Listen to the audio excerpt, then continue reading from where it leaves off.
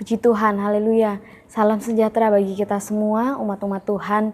Selamat bertemu kembali dalam Renungan 79. Kita percaya kita semua akan menerima berkat dari setiap kebenaran firman Tuhan yang akan kita dengar hari ini. Tema firman Tuhan yang akan saya bawakan adalah kecantikan batiniah. Kita sama-sama membuka Alkitab kita di dalam Kitab Yesaya pasal yang ketiga, ayat yang ke-16 dan 17. Yesaya pasal yang ketiga ayat yang ke-16 dan 17. Demikian firman Tuhan. Hukuman Tuhan terhadap wanita-wanita Sion yang sombong.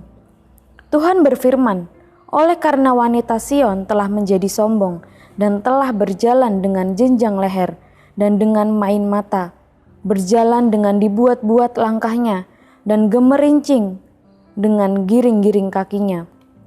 Maka Tuhan akan membuat batu kepala wanita Sion penuh kudis, dan Tuhan akan mencukur rambut sebelah dahi mereka. Bapak Ibu Saudara yang dikasih oleh Tuhan, Kitab Yesaya ini berisi tentang penglihatan yang telah dilihat oleh Nabi Yesaya bin Amos tentang Yehuda dan Yerusalem. Kita melihat satu bagian di mana Tuhan menegur dan menghukum wanita-wanita Sion. Ayat yang sudah kita baca, hukuman Tuhan terhadap wanita-wanita Sion yang sombong. Di tengah-tengah kemerosotan rohani, moral, politik, kaum wanita di Yehuda ini, mereka terpikat oleh segala hal yang berkaitan dengan kecantikan lahiriah dan bukan kecantikan batiniah di hadapan Tuhan. Mereka tidak hanya mementingkan penampilan luar atau kecantikan lahiriah, tetapi mereka juga mementingkan diri sendiri. Mereka juga tidak menaruh perhatian kepada orang-orang yang tertindas. Ini dapat menunjukkan bagaimana keadaan karakter mereka yang tidak baik di hadapan Tuhan. Yang mereka banggakan adalah kecantikan secara lahiriah. Yang mereka banggakan, yang mereka tunjukkan semata-mata hanya keindahan atau kecantikan secara fisik, secara lahiriah. Tetapi kehidupan mereka yang ada di dalam itu tidak baik. Karakter mereka tidak baik di hadapan Tuhan. Oleh sebab itu, Tuhan menghukum mereka. Di ayat yang ke-18 sampai ayat yang ke-23, demikian firman Tuhan. Pada waktu itu, Tuhan akan menjauhkan segala perhiasan mereka, gelang-gelang kaki, jamang-jamang dan bulan-bulanan, perhiasan-perhiasan telinga, pontoh-pontoh dan kerudung-kerudung, perhiasan-perhiasan kepala, gelang-gelang rantai kaki, tali-tali pinggang, tempat-tempat wewangian dan jimat-jimat, cincin meterai dan anting-anting hidung, pakaian-pakaian pesta, jubah-jubah, selendang-selendang dan pundi-pundi, cermin-cermin, baju-baju dalam dari kain lenan, ikat-ikat kepala dan baju-baju luar. Hukuman Tuhan atas kehidupan mereka, wanita-wanita Sion. Karena mereka hanya mempertunjukkan, hanya memperlihatkan bagaimana kecantikan secara lahiriah, tetapi tidak batiniah. Tuhan menjauhkan segala perhiasan lahiriah mereka. Di dalam Amsal pasal yang ke-31 ayat yang ke-30 bagian A, di sana dikatakan kemolekan adalah bohong dan kecantikan adalah sia-sia. Kecantikan secara lahiriah itu hanya sementara, tidak kekal. Apa yang dipertunjukkan secara bentuk luaran, yaitu kecantikan lahiriah, itu tidak menjamin bagaimana kehidupan batiniah juga cantik. Yang ditujukan oleh wanita-wanita Sion adalah kecantikan secara lahiriah, tetapi kehidupan batiniah mereka tidak baik, karakter mereka tidak baik. yang mereka banggakan hanya penampilan luar yang membuat orang kagum. Di ayat yang ke-16 yang kita sudah baca, firman Tuhan, oleh karena wanita Sion telah menjadi sombong. Mereka menyombongkan apa yang kelihatan indah, apa yang kelihatan cantik secara lahiriah. Yang mereka pertunjukkan, yang mereka pertontonkan kepada orang adalah kecantikan mereka secara lahiriah, tetapi kehidupan batiniah mereka tidak baik. Bapak Ibu Saudara yang dikasihi oleh Tuhan, sebagai gereja Tuhan, umat-umat Tuhan, marilah kita memiliki kecantikan batiniah.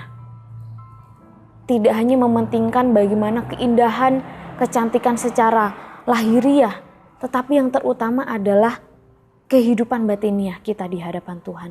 Bagaimana kehidupan kita di dalam, itu yang Tuhan lihat. Kecantikan lahiriah itu sementara, tidak kekal. Tetapi kecantikan batiniah adalah kekal. Kita akan melihat di dalam 1 Petrus pasal yang ketiga, ayat yang ketiga sampai ayat yang keempat. 1 Petrus pasal yang ketiga, ayat yang ketiga dan keempat. Perhiasanmu janganlah secara lahiriah, yaitu dengan mengepang-ngepang rambut, memakai perhiasan emas, atau dengan mengenakan pakaian yang indah-indah. Tetapi perhiasanmu ialah manusia batiniah yang tersembunyi dengan perhiasan yang tidak binasa, yang berasal dari roh yang lemah lembut dan tentram, yang sangat berharga di mata Allah. Firman Tuhan katakan, perhiasanmu janganlah secara lahiriah. Nasihat ini bukan berarti kita tidak diperbolehkan untuk merawat diri kita, untuk memperhatikan bagaimana penampilan kita. Tetapi jangan sampai kita hanya berfokus, hanya memperhatikan bagaimana penampilan kita secara luar, secara lahiriah, kecantikan secara lahiriah. Tetapi yang terutama adalah bagaimana kehidupan batiniah kita yang tersembunyi. Seperti tadi yang saya katakan, perhiasan kecantikan lahiriah itu sementara, tidak kekal. Tetapi kecantikan batiniah itu kekal, tidak binasa.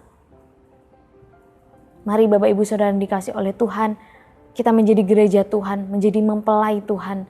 Kita memiliki perhiasan, kita memiliki kecantikan batiniah. Tidak hanya kita cantik kelihatan luarnya saja, tetapi dalam hati kita, karakter kita, kita ditemukan Tuhan. Batiniah kita itu adalah baik di mata Tuhan, berkenan di mata Tuhan.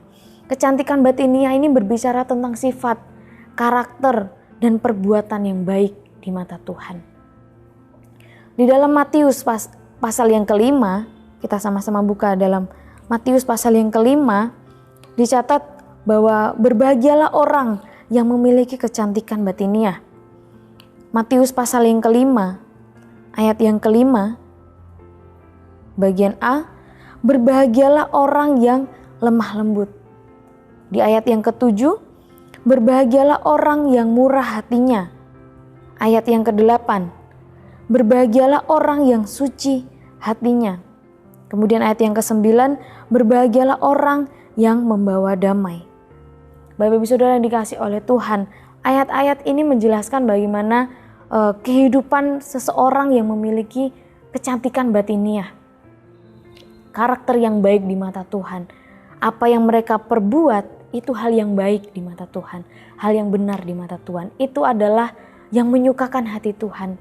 Tuhan melihat bagaimana kehidupan yang ada di dalam setiap kehidupan kita. Orang melihat hanya bentuk luaran, hanya penampilan luar kita. Tetapi Tuhan memperhatikan bagaimana kehidupan batiniah kita. Kecantikan batiniah yang tidak binasa, yang kekal. Sebagai gereja Tuhan, sebagai mempelai Tuhan, mari kita memiliki kecantikan batiniah di hadapan Tuhan.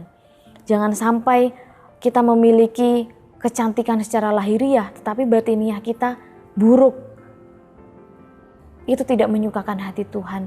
Itu tidak menjadi berkat bagi orang lain. Sebagai umat-umat Tuhan, kehidupan kita, kecantikan batiniah kita, itu yang Tuhan pandang, yang menyukakan hati Tuhan. Dan kehidupan kita, karakter kita yang baik, sifat kita, perbuatan kita yang baik, itu menyukakan hati Tuhan, menjadi berkat bagi orang lain. Firman Tuhan hari ini kembali mengingatkan setiap kehidupan kita. Kita belajar, kita menjadi umat-umat Tuhan, mempelai Kristus, mempelai wanita Tuhan yang memiliki karakter yang baik, memiliki kecantikan batiniah yang baik di mata Tuhan. Puji nama Tuhan. Terima kasih telah mengikuti Renungan 79, kiranya dapat menjadi berkat kita semua.